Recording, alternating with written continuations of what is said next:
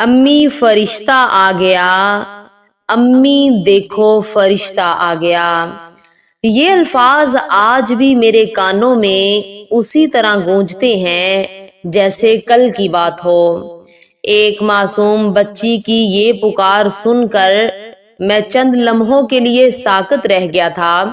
میں سوچنے لگا کہ آخر ایک معمولی انسان جو صرف کندھے پر راشن کا ایک تھیلا اٹھائے کھڑا ہے، کسی بچی کی نظر میں فرشتہ کیسے بن سکتا ہے؟ لیکن جب مجھے اس بچی کی حقیقت معلوم ہوئی تو میری آنکھیں نم ہو گئیں۔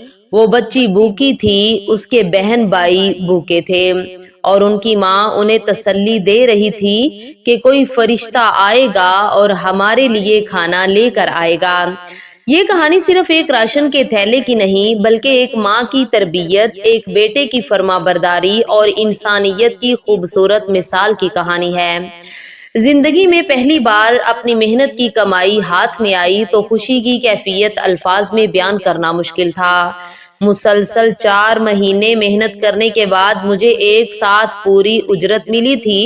رقم اگرچہ بہت زیادہ نہیں تھی، مگر میرے لیے وہ کسی خزانے سے کم نہ تھی، کیونکہ یہ میری زندگی کی پہلی کمائی تھی۔ جب میں وہ رقم لے کر گھر پہنچا تو گھر کا ماحول ہی بدل گیا۔ والدین کے چہروں پر فخر اور خوشی نمایاں تھی۔ بہن بھائی بار بار رقم کو دیکھتے اور خوشی سے مسکراتے تھے۔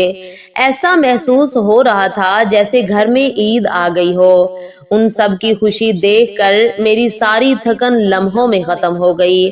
میں نے ادب سے وہ ساری رقم اپنی والدہ کے ہاتھ پر رکھ دی۔ والدہ نے کمائی کو دونوں ہاتھوں سے تھاما، محبت سے دیکھا اور پھر اسے چوم لیا۔ ان کی آنکھوں میں خوشی کے ساتھ شکر گزاری بھی تھی۔ پھر انہوں نے رقم کا 1/3 حصہ الگ کیا اور نہایت شفقت سے بولی، بیٹا اس مال میں ضرورت مندوں کا بھی حق ہے۔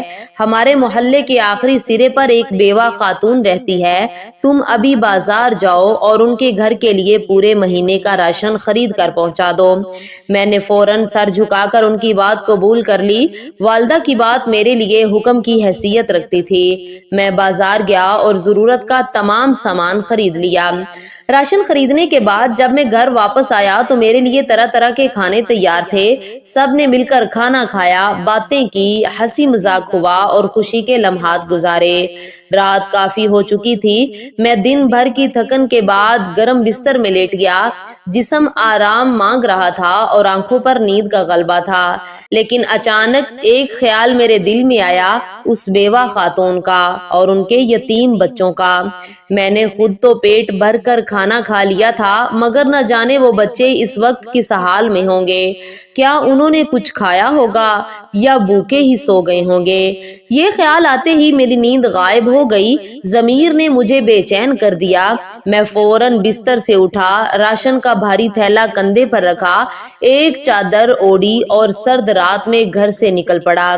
باہر شدید سردی تھی، دھند اتنی گہری تھی کہ چند قدم آگے دیکھنا مشکل ہو رہا تھا، لیکن میرے قدم رکے نہیں۔ کچھ دیر بعد اس خستہ حال مکان کے پاس پہنچ گیا۔ یہ ایک غریب مزدور کا گھر تھا جو چند ماہ پہلے ایک حادثے میں دنیا سے رخصت ہو چکا تھا۔ اس کے بعد اس بیوہ اور اس کے 4 بچوں کا سہارا بننے والا کوئی نہ تھا۔ میں نے آہستہ سے لکڑی کا پرانا دروازہ کھٹکھٹایا۔ چند لمحوں بعد دروازہ کھلا۔ سامنے تقریباً 5 سال کی ایک بچی کھڑی تھی۔ اس کے چہرے پر معصومیت بھی تھی اور محرومی بھی۔ وہ ننگے پاؤں سرد زمین پر کھڑی تھی اور سردی سے کانپ رہی تھی۔ اس کی آنکھوں میں خوف، بھوک اور امید تینوں ایک ساتھ نظر آ رہے تھے۔ میں نے خاموشی سے راشن کا تھیلا زمین پر رکھ دیا۔ بچی نے تھیلے کو دیکھا، پھر مجھے دیکھا اور حیرت سے پوچھا، کیا اس میں ہمارے کھانے کا سامان ہے؟ میں نے مسکرا کر سر ہلا دیا۔ بس پھر کیا تھا؟ اس کی آنکھوں میں اچانک چمک آ گئی۔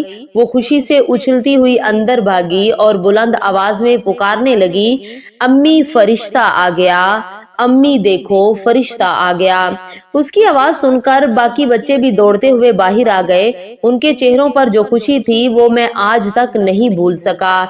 ऐसा लग रहा था जैसे उन्हें दुनिया की सबसे बड़ी नेमत मिल गई हो। इसी दौरान उनकी वालिदा भी बाहर आई।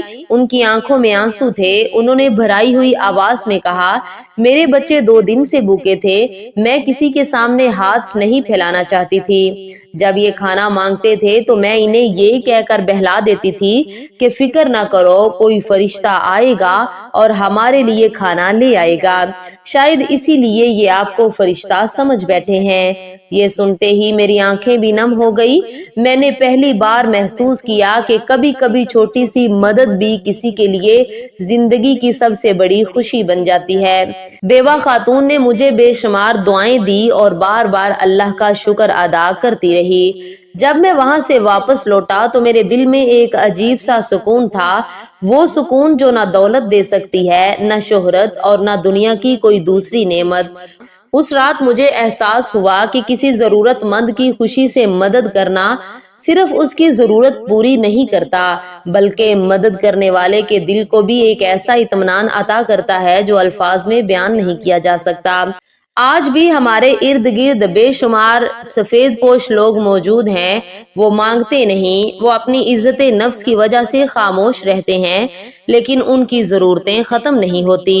अगर हम अपने इर्द गिर्द नजर दौड़ाएं, किसी की खामोश तकलीफ को समझें और अल्लाह की रजा के लिए उसकी मदद करें, तो मुमकिन है किसी के बच्चों की नजर में हम भी एक दिन फरिश्ता सिफत इंसान बन जाएं।